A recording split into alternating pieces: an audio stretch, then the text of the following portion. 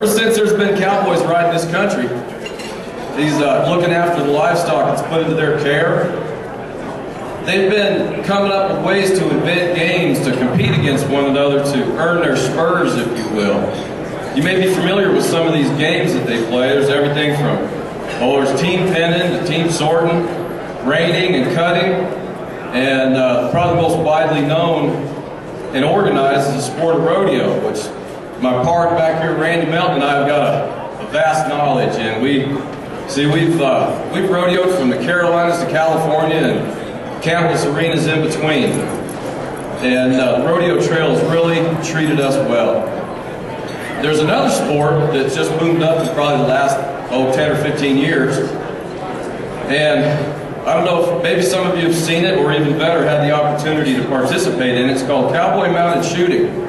Now, if you folks, the ones that aren't familiar with this, let me explain how it works real quick.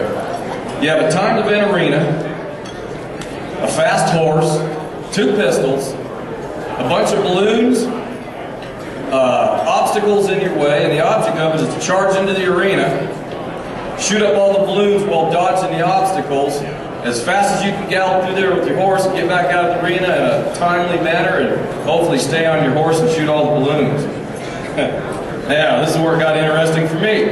Sounds easy. I'd like to share with you at this time my first experience in cowboy mounted shooting. Cowboy mounted shooting is what they call this fast sport. It's supposed to return us to the Old West, but in my opinion, falls a bit short. We used to ride for a living. We shot and survived. We ate what we killed as we worked those old cattle drives. Well, many a long day I'd taken a quick shot or two, killed an old grouse or slow rabbit, but, well, just a few. So shooting at balloons as they dance on a string, one would think it'd be easy as the black powder stings. But what I discovered when I began my first round is suddenly these pistols feel different and darn hard as that ground. For many a shot had been taken off my old mare Whitney in her day, but never with dancing colored balloons and barrels in her way. For when that bell sounded and I laid the spurs to her sides, we charged into that arena with competition on our minds. Well, who'd have known old Whitney'd circle her wagons? Apparently to her, those dancing colored balloons looked just like horse-eating dragons.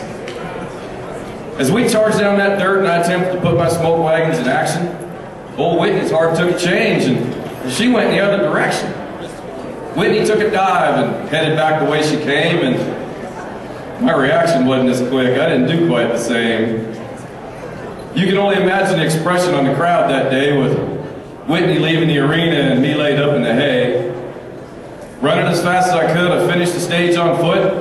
I'm sure to that crowd I must have looked quite the galoot. As I caught up my breath and thought about this silly habit, first thing that crossed my mind is, I hope these balloons taste better than rabbit.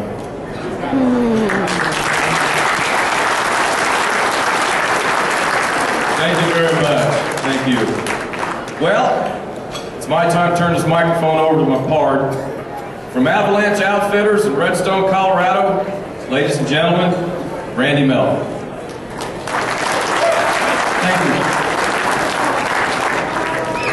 I'm going to read to you a poem I wrote in Baghdad. It's called Buckaroo in Baghdad. I wrote this about midway through my tour over there, right after I got back from Fallujah. I got the missing the mountains pretty bad, and sat down and put pen to it. My horse is out to pasture. My saddle hangs there on the wall. My wife sits and worries because I've answered my country's call.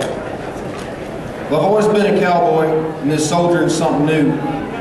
It's hard to march, dress right dressed, when all you know is buckaroo.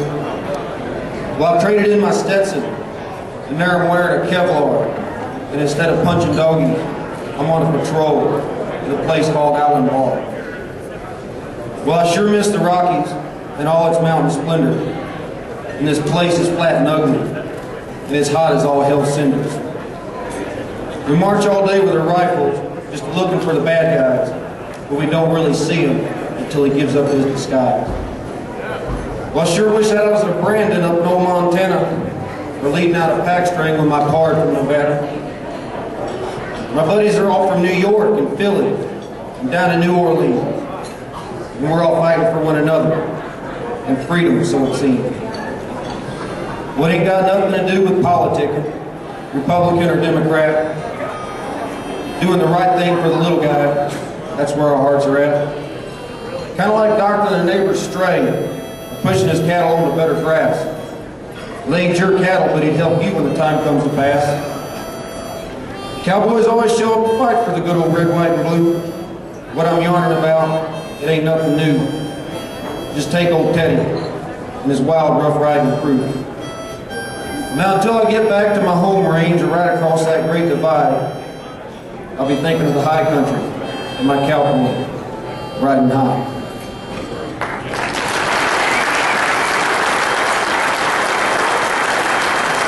Thank you. Thank you very much.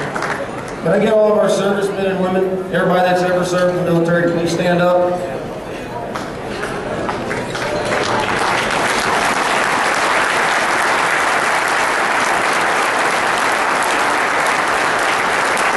Thank you for your service.